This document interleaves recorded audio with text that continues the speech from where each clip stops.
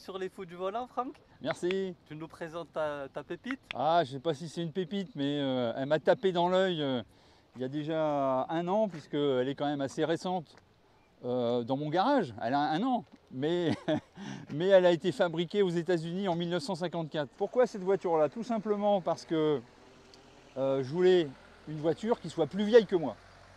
C'était un prérequis, histoire de dire c'est du vrai vintage. Donc c'était assez facile parce que 1954 c'est quand même beaucoup plus vieux que moi. Et ensuite il fallait qu'elle ressemble à une vieille voiture, quoi.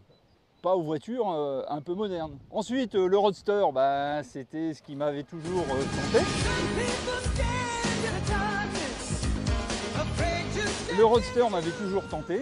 Donc bien sûr le Roadster, et puis après quand on raisonne comme ça, ben, on tombe très vite sur les anglaises, et en particulier l'MG, MG TF. La première série T c'est la TA avant-guerre, et la dernière 1955, et ensuite ils ont basculé vers la MGA et la MGB. Donc voilà, elle brille, mais je la fais briller aussi bien sûr, pour vérifier constamment la mécanique, et il faut surtout vérifier la carrosserie, essayer de bien s'en occuper, la poncer tout doucement. Faut avouer que c'est pas très simple pour rentrer dedans, pas beaucoup de place, hein, 2 places. Il n'y a pas de coffre, donc quand on amène un sac, bah, on le pose où on peut. Là, il y a un tout petit peu de place ici, mais c'est pas non plus terrible. Donc dans ce véhicule, Franck, il n'y a pas de coffre. Il n'y a pas de coffre. Le seul espace de rangement. Ben voilà, c'est à peu près là. En dessous, on a les fenêtres latérales. Dans cette espèce de tout petit coffre de rien du tout, les fenêtres latérales. Aujourd'hui, ça peut-être être utile hein, s'il se met à pleuvoir. La roue de secours, ma foi, et ça, c'est le réservoir. D'accord. Et bon réservoir, hein, plus de 50 litres. Donc on peut rouler, parce que ça fait du 10 litres au 100. Enfin, quand je roule à 80, de toute façon, je roule jamais à plus de 80, hein, ça sert à rien. Très sécuritaire en cas de choc arrière. Hein. Mais à l'époque, est-ce qu'on s'en foutait pas un peu? Il n'y a pas d'indicateur de jauge d'essence, ce qui fait que j'ai une réglette longue comme ça. Je la mets dans le réservoir et je sais combien il me reste. En fait, comme il y en a qui font leur niveau d'huile, toi tu fais ton niveau d'essence. C'est un peu ça. Tu regardes où t'en es. Bon, maintenant je sais combien elle consomme. Ouais, elle est très stable hein, en consommation. Produite à un peu moins de 10 000 exemplaires, à la fois en Angleterre et aux États-Unis. Surtout aux États-Unis. Celle-ci a été produite aux États-Unis. Précisément, celle-ci, elle est arrivée via la Hollande. Les Hollandais sont un peu spécialisés pour remettre d'aplomb des vieilles voitures. Elle était dans son jus d'origine, donc ils ont quand même amélioré tout un tas de choses, mais c'est quand même le moteur d'origine et tout est d'origine. Et ensuite, elle est arrivée en France. Alors, en France, a priori, il n'existe que 45 exemplaires connus de cette voiture. Et en rouge, la rouge est peut-être, ouais, il doit y avoir un quart de rouge, donc il y a une douzaine de TF rouges en France, dont une deuxième dans la Loire.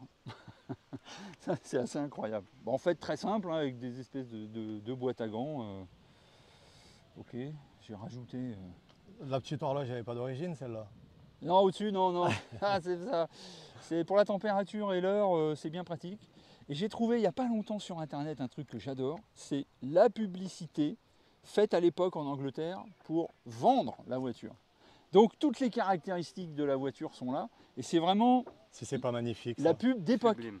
1953, ouais. Puisque elle a commencé à être produite en 53, celle-ci c'est 54. Tu peux bien nous le montrer à l'écran? Ah, super. Donc voilà, explication. Vintage, et ce qui est assez sympa à voir, c'est que là, les roues, c'est des roues qui ne sont pas les mêmes que sur cette voiture. Ouais. Mais en option, il y avait ces roues-là, qui sont sur cette voiture. Donc c'est en option. Tes jantes, c'était les options. Voilà. Donc le premier acheteur a dit, on va mettre ça. Est-ce que tu saurais ce que ça veut dire sur ta brochure, justement, le slogan derrière? Now look, de l'autre côté, la page au milieu. Now let's look under the hood. Maintenant, regardez à travers the hood, je ne sais pas ce que c'est hood. Bon, le moteur, n'hésitez pas à nous dire dans les commentaires. Mais moi je crois que t'avais la réponse. Bah non, bien sûr que non. Putain.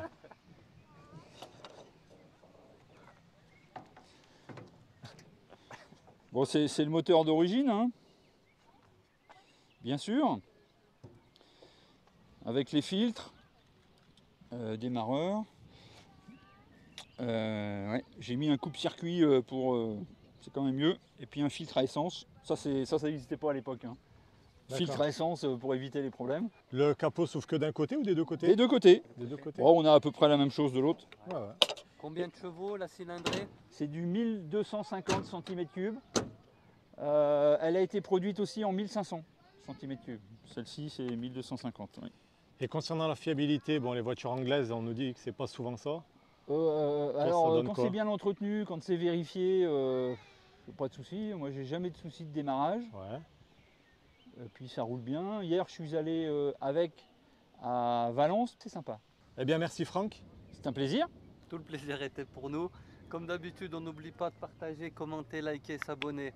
Ça fait plaisir. Ça fait plaisir. Si vous voulez voir de nouvelles voitures comme ça, des voitures atypiques, anciennes, etc., n'hésitez pas à rejoindre la chaîne. Et maintenant, Franck, il va nous montrer comment on dit, sa souplesse, son aisance, son agilité. Oui, pour rentrer dans la voiture déjà. Fais-nous rêver.